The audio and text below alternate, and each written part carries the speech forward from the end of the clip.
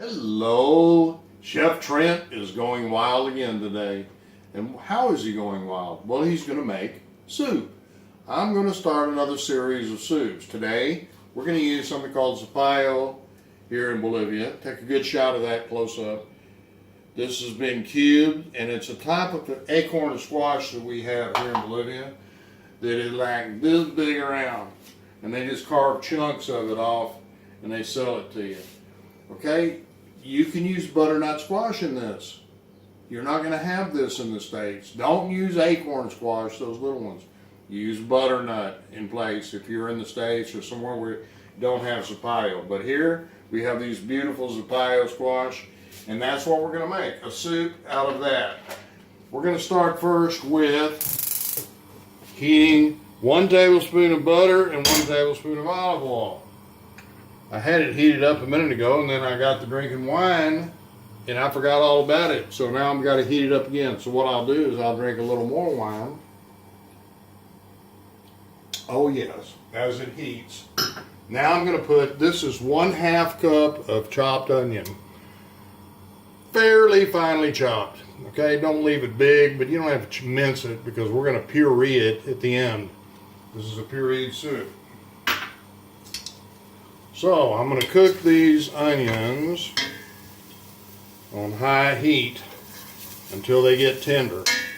Now I've seen some recipes where they say cook it until golden. Cook the onion and the garlic together till it gets golden. Well, I guarantee you what's going to happen is your soup's going to turn brown and your garlic is going to get burnt and you're going to have the ugly taste and you're going to say, well, this soup is not that good, Chef Trent. Well, you need to do it the way I'm telling you, okay? Cook these onions for 4 minutes until they get done. What you need to do is go on the internet, go on Google,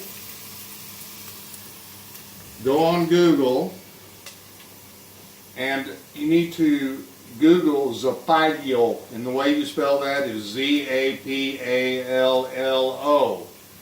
Photos, and get photos of zapallo squash. You won't believe it. They're like this big. They're huge. You see them everywhere in the markets here. And you see these ladies that are chopping off slabs of it that look like that. Can you imagine the size of the squash? If they're cutting off chunks like that, that's about 1 kilo right there. Alrighty, now let's look at our squash. At our onions, excuse me. Don't you know I mean onions when I say squash? Alright, you see how it's starting to get tender. Turn it down a little bit. And then I'm going to put this is 1 clove of garlic. I don't overload it with garlic. Okay, I made the mistake one time with this soup of putting too much onion and too much garlic. I thought, well, it probably tastes better if it has more onion and more garlic. Wrong. 1/2 cup of onion and 1 minced clove of garlic until it starts getting aromatic, and it's getting pretty close to being aromatic right now, where you can smell that garlic cooking. What I do now, this is 1.5 pounds of peeled and cubed squash. Like I said, I have a friend in the States named Bobby. She told me she just bought some butternut squash. So what do? Can you tell me how to make a soup? Well, here we go. Okay, Bobby, you got to cut up 1.5 pounds. It's really good if you have a little home kitchen skill. Put it in there, and you stir that around. And you kind of get it where it's cooking a little bit. Get the squash hot. You don't cook it very long. I guarantee you that garlic will burn. And you will be so sorry when your soup comes out. You'll be serving it to your friends and they're going to go like this. Look, they're going to go. They're going to taste it and go, yes, that's really good. And they're going to look each other out of the corner of their eye like, this sucks. So don't do that. This is 1/2 cup of white wine. That's all the white wine that's left, okay? Because I'm drinking up all the rest of it. Pour that in there. Then you deglaze it. And you boil, turn it on high, And you boil that white wine until it's almost completely boiled away. That's going to take a minute for that to happen. Got to get it all nice and hot and boiling, and boil it away. You don't have to boil all of it away if you don't want to, but it tastes better if you stir it around and then you let it sit like that, and you boil that away. Over here we have my famous chicken stock. I told you how to make that by using market roasted chicken. You use the carcass, you boil it with an onion, a clove of garlic, and a big stalk of celery with leaves. You boil it, boil it, boil it for hours, and then you divide it up into little portions in your freezer. Okay, we have that we're going to put in there. That's 3 cups. I'm always going to tell you how much. Don't change the proportions or you will be sorry, especially on this dish. So we're going to cook it like this. Come on, boil. Please boil fast. Sometimes you have to beg your food to do what you want it to. So in the meantime, what Chef Trent always does when he's standing here waiting on something, what he does is he gets his white wine and he sips it.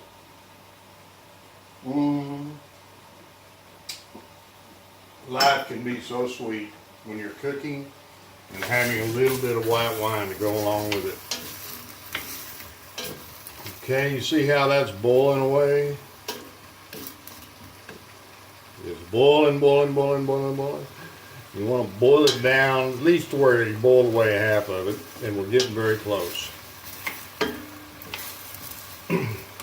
Alright, now what we're going to do is we're going to put in this famous Chef Trent chicken stock like this. And we're going to get that boiling. And our seasonings. You don't want to season it too much. You'll just kill the delicate, beautiful flavor of that squash. This is a teaspoon of ground sage right here. A teaspoon of ground sage. There we go. You put that in there. Half a teaspoon of salt. Ka-choom. And once again, our humidity is always giving me fits. And a 1/4 a teaspoon of ground pepper, like that. Get that in there. You can use white pepper if you want. Black pepper's fine. Either one of them is good. So now I'm going to stir this around. Get that cooking just like that.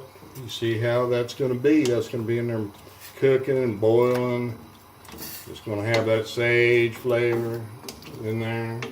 And it's going to have that wine flavor and that stock flavor. Alrighty. So now, what we're going to do is we're going to wait. We're going to wait 20 minutes. I'm going to put a top on this and simmer it for 20 minutes or until that squash is really, really soft. Then I'm going to take it over here and I'm going to put it in my blender and I'm going to liquefy it. If you have an immersion blender, feel free to go ahead and use it, please. But by the time we come back from this pause, this will be a pureed soup. And I'll show you what to do with it after that. And here we go. We're back. What we did is we cooked it for 20 minutes until it got nice and soft, the squash. Then we put it in the blender and we liquefied it, all of it, until it's nice and smooth. Now, this is the way it looks. It's pretty liquidy, okay? If you want to thicken it up with some cornstarch, do it. I suggest you don't do that. This is a Bolivian specialty right here, it's sopa de zapallo, with a twist from Chef Trent with white wine and with sage or salvia y vino blanco. Pero el sopa de zapallo, el tradición de Bolivia. Okay, now we're going to put, first of all, some Parmesan cheese. We always keep Parmesan grated, good quality. And you put that on there like this. Fairly decent quantity of it. That will thicken up the soup. Then you put in some parsley. Also gives it flavor. And we always put a little sprinkle of cayenne. Oops. This one's not open. Incredible. Alrighty, here we go. And I'm gonna gotta watch out because it comes out fast, and you can just destroy your palate. Just a little bit of cayenne. You see that? Parmesan and parsley. That's all there is to this soup. It is so simple. Now I'm gonna taste some of it. You ready? Here goes Chef Trent tasting his own food. If it doesn't taste good, you will never see this video.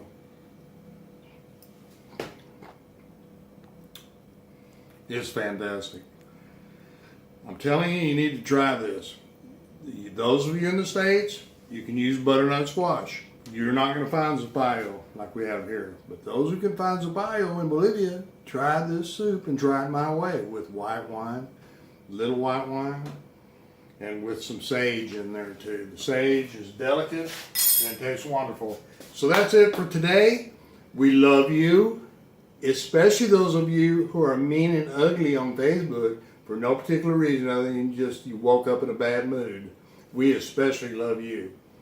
And we will see you for the next video. It'll be soup. Ciao.